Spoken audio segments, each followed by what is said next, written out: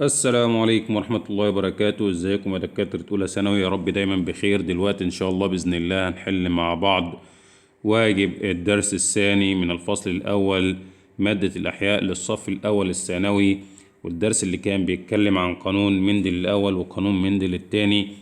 ونبدأ بأول سؤال وبيقول: ما الذي توصل إليه العالم مندل بعد إجراء تجاربه على نبات بازلاء الخضر؟ طبعا توصل العالم مندل إلى أن الصفة يتحكم فيها زوج من العوامل الوراثية. أما الإجابة ألف فدي إجابة توصل إليها ساتن وبوفري. أما الإجابة ب برضو الجين مسؤول عن ظهور صفة معينة، ده بتاعت ساتن وبوفري. الجين يتكون من تتابع من النيوكليدات، ده كله ساتن وبوفري. أما العالم مندل فتوصل إلى أن الصفة يتحكم فيها زوج من العوامل الوراثية. نجي للسؤال رقم 2: أي مما يلي يمكن استنتاجه من خلال تجارب مندل؟ اتكلمنا في تجارب مندل إن الصفة السائدة تظهر بطرزين جينيين، يعني ممكن تكون سائد نقي زي مثلا اي كابيتال اي كابيتال، او ممكن تكون سائد هجين اي كابيتال اي سمول. فالصفة السائدة لها طرزين جينيين، أحدهما سائد نقي والآخر سائد هجين. ما نسبة أفراد الجيل الثاني؟ الجيل الثاني الناتج من تهجين فردين نقيين مختلفين في زوج من الصفات المندلية المتبادلة. في الجيل الثاني النسبة 3:1. ناجي للسؤال رقم 4 وناجي نبص على الرسمة. مهم جدا جدا ان انت تكمل اللي ناقصك في الرسمة. بيقول لي رقم 1 ده هيدي تي كابيتال، يبقى اذا انا رقم 1 بما انه هنا في تي كابيتال فانا هحط الاول فيها تي كابيتال. بعد كده رقم 2 ده لو حد ركز مع رقم 2 هيلاقي رقم 2 ديت عبارة عن تي سمول، يبقى اذا انا هقول ان هنا فيه تي سمول، يبقى ناتج التزاوج هو عبارة عن طويل هجين مع طويل هجين اللي هو تي كابيتال تي سمول مع تي كابيتال تي سمول. وبعد كده هكمل اللي تحت واقول يبقى اذا رقم 2 ده تي سمول، رقم 3 هو عبارة عن تي كابيتال تي سمول. وبالتالي هتكون الإجابات بتاعتي الإجابة ب، حيث إن 1 تي كابيتال تي سمول و2 تي سمول و3 تي كابيتال تي سمول. ناجي للسؤال رقم 5: ما الطرز الجينية التي تنتج عنها ظهور صفة اللون القرمزي للأزهار في نبات البازلاء؟ ينتج اللون القرمزي للأزهار عند تزاوج نبات باذلاء نقي مع بازلاء هجين للصفة السائدة، يعني سائد مع سائد يدينا دايما قرمزي، حتى في الجيل الأول أو في الجيل الثاني يعني دائما ينتج عنها لون قرمزي في نبات البازلاء. ناجي للسؤال رقم 6: عند تلقيح نبات بازلاء الخضر يحمل أزهارا بيضاء، فما نسبة ظهور الأزهار القرمزية؟ طبعا بيضاء يعني دي متنحية، يعني معناه ان انا هعمل تزاوج ما بين ار كابيتال ار سمول، قصدي ار سمول مع ار سمول ار سمول.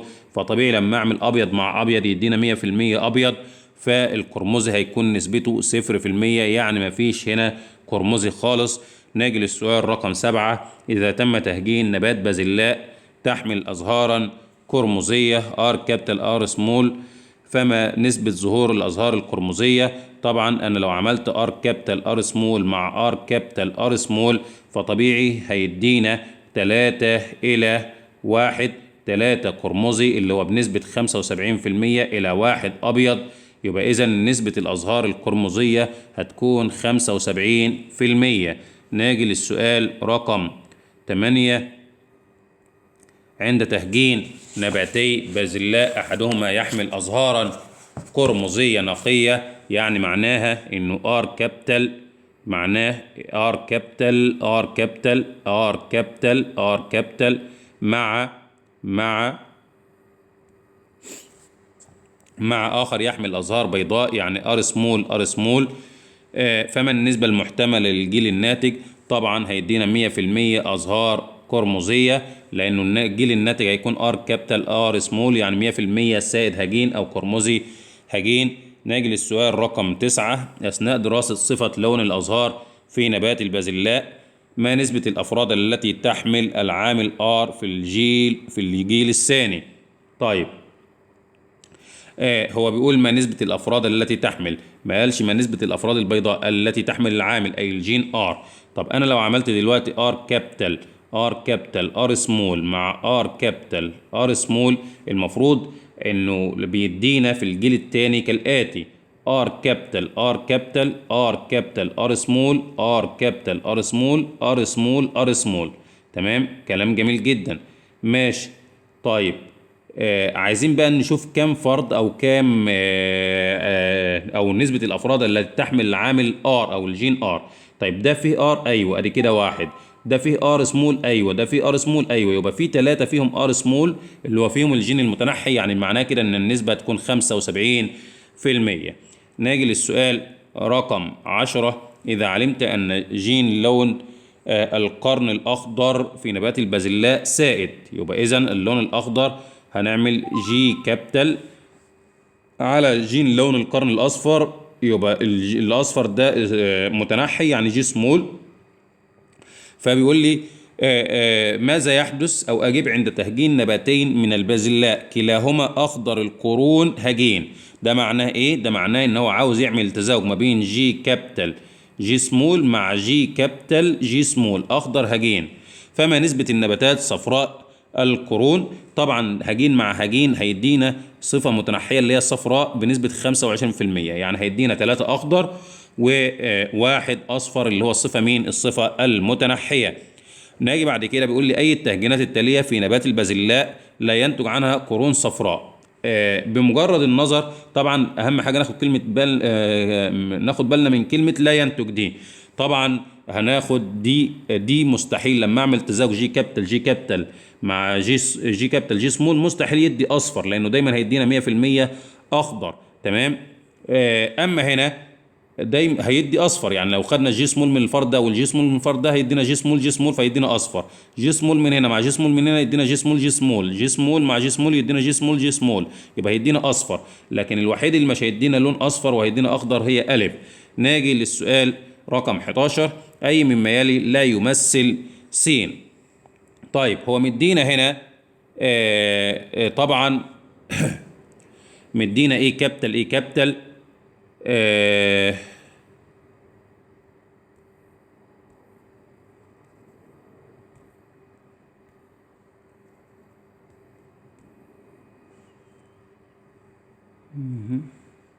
مدينا، عاوزين نغير اللون بس. تمام، غيرنا اللون. مدينا ايه كابيتال يعني سائد نقي، ايه كابيتال اي سمول سائد هجين اي سمول يعني متنحي. كلام جميل جدا. طيب بيقول اي مما يلي لا يمثل س. ايه س ديت حاجه تكون مشتركه ما بين الثلاثه. كلام جميل جدا. طيب احنا عايزين بقى لا تمثل س، هنقول ظهور الصفه في الجيل الاول لقانون مندل الاول. س ديت ما ينفعش نقول ان الصفه المتنحيه بتظهر، مثلا ما ينفعش نقول ان الصفه المتنحيه بتظهر في الجيل الاول، لان الصفه السائريه اللي بتظهر.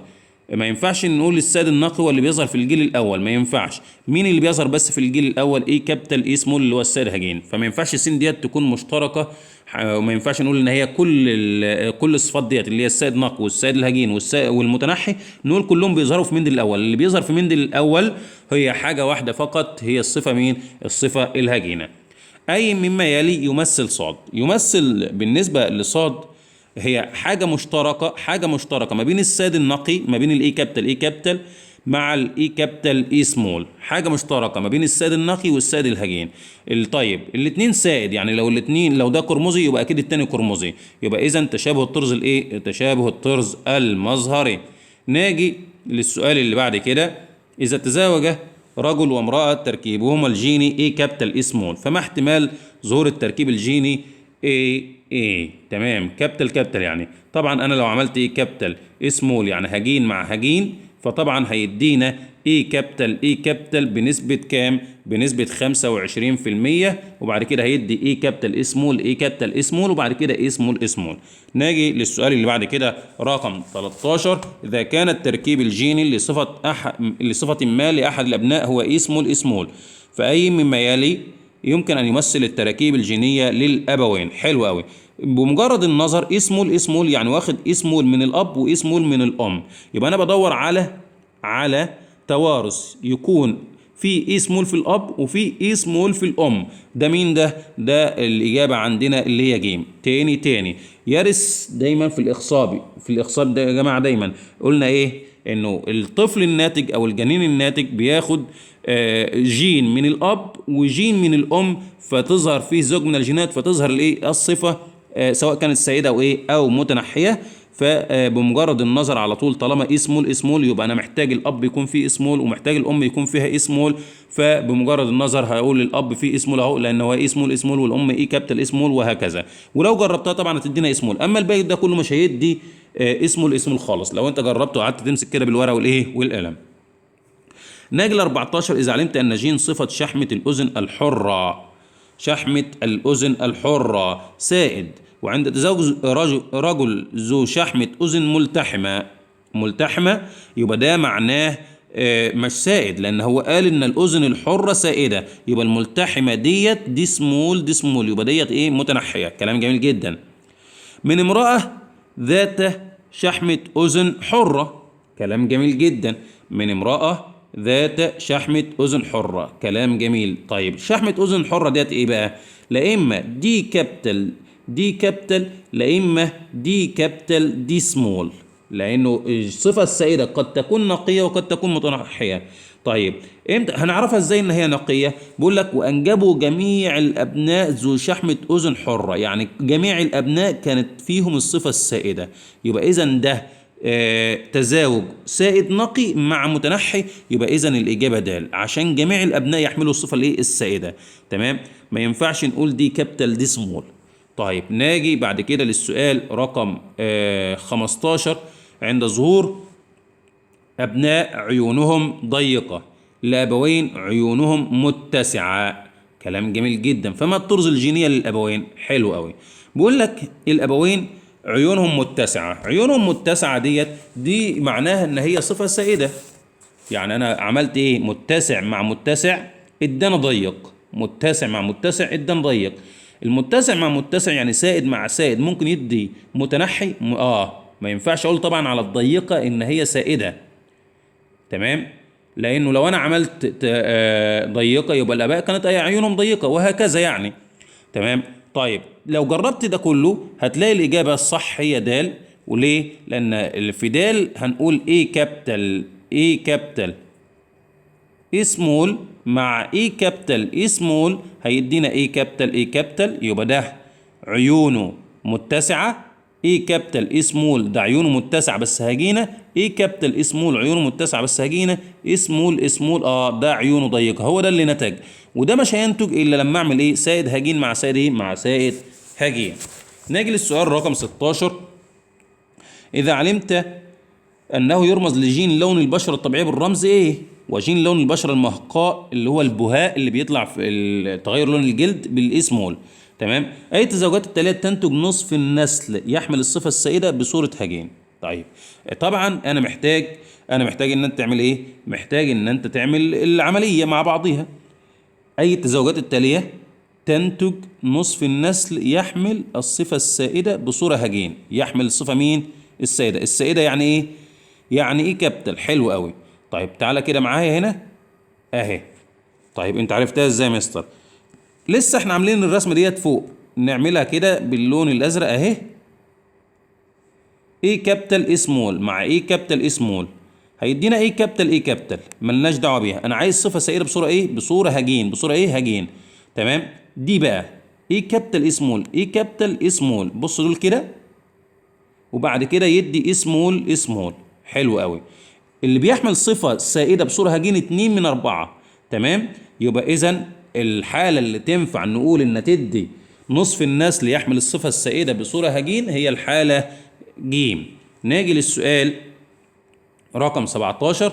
اذا تم تهجين نبات بازلاء بذوره ملساء هجين يعني ده معناه كابيتال سمول، مع اخر بذوره مجعده يعني ده معناه سمول. فما نسبة البذور الملساء في الجيل الناتج؟ طبعا نسبة البذور ده سائد هجين مع متنحي قلنا بيدي 50% إلى 50%، وجربها مع نفسك برضو بالورقة والقلم. نيجي رقم 18. إذا علمت أن صفة المهقة اللي هو تغير لون الجلد بسبب غياب صبغة الميلانين في الجلد والشعر والعيون هي صفة مندلية متنحية، تمام، فما نسبة احتمال هذه الصفة عند تزوج رجل أمهق؟ رجل أمهق، رجل أمهق يعني إيه؟ يعني معناه إن اسمول بامرأة تحمل جين المهقة. تحمل جين المهقة يعني إيه؟ كابيتال اسمول يعني سائد هجين، تمام، كلام جميل جدا. اعمل بقى ايه كابيتال اسمول مع اسمول هيدي لك ايه؟ هيدي لك 50%. ناجي بعد كده السؤال رقم 19. طبعا مدينا هنا حشرات، الحشرة ديت لها أجنحة، ادي الأجنحة بتاعتها، الحشرة ديت عديمة الأجنحة اللي هي س، تمام، وده سائد وده متنحي، تمام. طب انت عرفت ازاي ان ده سائد وده متنحي؟ لانه الجيل الناتج كله له اجنحه، يعني الجيل الناتج كله سائد اهو. يبقى اذا صفه الاجنحه صفه سائده، لانه اذا اجتمعت الاجنحه، صفه وجود الاجنحه مع صفه غياب الاجنحه وظهرت الاجنحه، يبقى اذا الاجنحه ديت هي اللي الصفه الصفه السائده على غياب الاجنحه. يبقى هنقول جين الصفه في الفرد صاد اللي هو جين الاجنحه يسود على جين الصفه في الفرد س اللي هو غياب الاجنحه، تمام. نيجي للسؤال رقم 20 في القانون الثاني بقى، نبدأ القانون الثاني لمندل ونبدأ نعمل ايه؟ ونعمل عملية تزاوجات في الجدول بتاعتنا. ده حيوان منوي، الحيوان المنوي ده لما يتزاوج مع البويضة ديت فيدينا ايه كابيتال اي سمول بي كابيتال بي سمول، تمام. الحيوان المنوي ده لما يتزاوج مع البويضة ديت يبقى يدينا ايه كابيتال اي سمول بي كابيتال بي سمول، قصدي بي كابيتال بي كابيتال. ناجي بعد كده للحيوان المنوي الثاني نزوجه مع البويضتين يبقى يدينا اي كابيتال اي سمول بي سمول بي سمول. لما نزوج الاي كابيتال مع البويضه الثانيه ديت، الحيوان المنوي الثاني مع البويضه الثانيه اي كابيتال اي سمول بي كابيتال بي سمول. بقول لك اي مما يلي بقى ليس من الاحتمالات. انا جبت كل الاحتمالات، يبقى ليس من الاحتمالات يا جماعه هي الجيم اهي، دي مش موجوده. احنا جبنا كده عندنا 4 احتمالات والاحتمال اللي هو جيم ده مش موجود. ما نسبة الأمشاج من النوع اي بي التي ينتجها الفرد ذو التركيب الجيني اي كابيتال اي سمول بي سمول بي سمول؟ حلو قوي. الفرد ده يا جماعة هينتج ايه؟ المفروض ان الفرد ده ينتج الأمشاج كالآتي: يدينا اي كابيتال بي سمول ادي أول مشيج، ويدينا اي سمول بي سمول ادي تاني مشيج، بيدي بس 2. حلو كده. يبقى نسبة الأمشاج اللي هي اي كابيتال بي سمول هي هتكون 50%. 22 إذا كانت نسبة الأمشاج من النوع اي بي التي ينتجها أحد الأفراد هي 100%، فما التركيب الجيني لهذا الفرد؟ طبعا التركيب الجيني لهذا الفرد اي سمول اي سمول بي سمول بي سمول، لأنه لما تيجي تاخد مشيج مش هيدي لك إلا اي سمول بي سمول فقط بنسبة 100%. ناجي للسؤال رقم 23 بيقول لي فرض تركيبه الجيني لزوج من الصفات جي كابيتال جي سمول اتش كابيتال اتش كابيتال. أي الاختيارات التالية صحيح بالنسبة للطرز الجينية للأمشاج؟ الأمشاج المفروض إن الشخص ده هيدينا جي كابيتال اتش كابيتال ويدينا جي سمول اتش كابيتال. كلام جميل. طيب يبقى الطرز الجينية هتكون كام؟ هتكون 50% جي سمول اتش كابيتال أهي، 50% جي سمول اتش كابيتال. ناجي للسؤال رقم 24. كم عدد أنواع الأمشاج التي تنتج من فرض تركيبه الجيني اي كابيتال اي سمول بي كابيتال بي سمول؟ هقول والله هيدينا اي كابيتال بي كابيتال، ده أول مشيج أهو. تاني حاجة اي كابيتال بي سمول، دي تاني مشيج أو النوع التاني. بعد كده يدي اي سمول بي كابيتال تالت مشيج. بعد كده يدي اسمول بي سمول، تمام، ادي رابع مشيج. يدي كام بقى كده نوع؟ يدي 4 انواع. 25 الشكل المقابل يوضح احتمالات احد الحيوانات او يوضح احد الحيوانات المنويه لشخص. ركز بقى، هو كاتب ايه في الحيوان المنوي؟ كاتب بي كابيتال تي سمول او بي كابيتال تي سمول. كلام جميل جدا. اي الاحتمالات التاليه لا يمثل الطرز الجينيه؟ تمام. المفروض ان الحيوان المنوي ده مشيك، المفروض ان الحيوان المنوي ده ايه، ده مشيك، والمفروض ان ديت كده الاباء. تمام. الاباء اهي، دي الاباء في الاختيارات. مين في دول مش هيدينا مشيك بي كابيتال تي سمول؟ لو احنا بصينا كده وركزنا في السؤال فنلاقي مستحيل ان الاجابه ديت تدي بي كابيتال تي سمول. ليه بقى؟ لانه اصلا ما فيهاش تي سمول، يعني انت اصلا فيها تي كابيتال تي كابيتال. الاجابه ديت اصلا ما فيهاش تي سمول، فهتدي منين تي سمول؟ تاني الحيوان المنوي فيه بي كابيتال تي سمول، والاجابه ده اصلا ما فيهاش تي سمول، يبقى هنجيب تي سمول منين؟ يبقى بمجرد النظر. ولو عايز تثبتها هتقول والله هتدي مشيك بي كابيتال تي كابيتال، وهتدي بي سمول تي كابيتال. تمام. 26 اذا كان فرض تركيبه الجيني لزوج من الصفات هو بي كابيتال ار كابيتال ار سمول، فان جميع الامشاج الناتجه تحمل دائما. طيب شوف الامشاج الناتجه بي كابيتال ار كابيتال، ماشي، بي كابيتال ار سمول. دايما الامشاج الناتجه فيها جين سائد اللي هو مين؟ اللي هو البي كابيتال. فدائما الامشاج الناتجه تحمل جين ايه؟ جين سائد. ناجي في السؤال رقم 27. طبعا محتاج ان انت تكمل الجدول الاول عشان تقدر تعمل ايه؟ تجاوب كويس جدا. هو بيقول ايه؟ بيدينا الامشاج المذكره والامشاج المؤنثه، الامشاج المذكره والامشاج الايه؟ المؤنثه. كلام جميل جدا، ماشي. المفروض ان انت تكمل، يعني تقول لي مثلا رقم واحد دي هتدي ايه؟ رقم واحد دي هتدي واي كابيتال واي سمول اس كابيتال اس سمول. طيب ورقم اتنين المفروض ان رقم اتنين تدي واي سمول اس سمول. طيب رقم ثلاثة المفروض تدي رقم ثلاثة تدي واي كابيتال واي سمول اس كابيتال اس سمول. طيب المفروض رقم أربعة يدي ايه؟ رقم أربعة يدي واي سمول اس كابيتال اس سمول. طيب المفروض رقم خمسة يدي ايه؟ واي سمول اس سمول. تمام. طبعا معلش هنعدل تعديل بسيط خالص في رقم اتنين. رقم اتنين فيها تعديل، هنقول واي سمول اس كابيتال اس سمول معذرة على الخطأ ده. تمام. طيب نمشي بقى مع بعض واحدة واحدة. بيقول لك في الجدول المقابل عند تلقيح نبات بازلاء الخضر يحمل التركيب الجيني رقم اتنين. فين رقم اتنين بقى؟ رقم اتنين اللي هو واي سمول اس كابيتال اس سمول. ماشي. مع نبات له نفس التركيب الجيني، يعني مع واي سمول اس كابيتال اس سمول. تاني المسألة بتقول لك ان انت هات الفرد رقم اتنين اعمل له تزاوج مع فرد نفس الجينات، هي نفس الجينات. فمن المحتمل ان بعض الافراد الناتجه ذات تركيب جينيه تتطابق الافراد. المفروض ان انت بتخلص المساله دي، تعمل المساله دي كده، وبعد ما تخلص المساله ديت تشوف الافراد الناتجه شبه انهي رقم من الارقام اللي موجوده في الجدول بعد ما جبتها. فهتلاقي الافراد الناتجه هتكون شبه 4 وايه؟ شبه 4 و5. يعني الافراد الناتجه هتطلع معايا واي سمول اس كابيتال اس سمول، واي سمول اس سمول. بالورقه والقلم اعملها واتأكد منها. ناجي للسؤال رقم 28. عند تهجين نبات ذو قرون خضراء منتفخة مع نبات آخر ذو قرون صفراء محززة، كانت الأفراد الناتجة جميعها ذات قرون خضراء منتفخة. ده معناه إن أنا عملت ساد مع متنحي. تمام. طيب عند تهجين نبات ذو قرون خضراء جي كابيتال. تمام. لأنه قال لك الخضراء سائد. منتفخة يعني بي كابيتال مع ذو قرون صفراء جي سمول محززة بي سمول.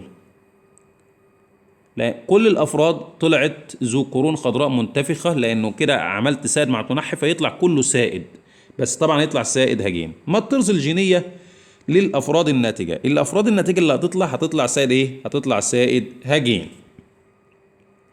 إذا تم ترك أفراد الجيل الأول تلقح نفسها ذاتيا، فما نسبة الأفراد التي تحمل نفس الطرز المظهرية والجينيه للاباء. المفروض ان انا اجيب جي كابيتال جي سمول بي كابيتال بي سمول، ازوجها مع نفسها جي كابيتال جي سمول بي كابيتال بي سمول، هيطلع لي 4 امشاج واربع امشاج. يعني في الحاله ديت انا هعمل جدول 16 16 خانه. تمام. وابدا اعد في الجدول ده الافراد اللي شبه الاباء بالظبط، يطلع نسبتهم قد ايه؟ يطلع نسبتهم 25%. جربها برضو بالورقه والقلم واعملها. تمام. بعد كده أسئلة المقال محلولة في الكتاب بالتفصيل ومكتوبة نصا، فمش هنضيع وقتكم فيها. هتبصوا على الكتاب، ولو في أي حاجة وقفت قدامكم هتكلمني فيها في الحصة، أو هتكتب لي تعليق بيها، وإن شاء الله بإذن الله أبقى أشرحها لكم. والناس اللي موجودة معانا في السنتر عارفة ان احنا دايما كل حصة بنكتب كود عشان نعرف الناس ان هي اتفرجت على الفيديو واستفادت وحلت مع نفسها. الكود بتاع الحصة ديت هتكتبه في الحتة دي كده في مربع، وتكتب 1997، والكود ده مفيش حد من زمايلك ياخده منك عشان ما تكونش سبب في فشل زميلك. ولما تكون سبب في فشل زميلك طبعا ربنا بيعاقبك على هذا الفشل، وممكن ربنا يضيع لك مجهودك بسبب ان انت ضيعت احد زملائك. خليه يتعلم، خليه يحل لوحده، خليه يذاكر، خليه يغلط، خليه لو ما حلش الواجب يتعاقب عشان يتعلم ويحل مع نفسه. ونشوفكم ان شاء الله باذن الله في الحصص وعلى القناة. والسلام عليكم ورحمة الله وبركاته.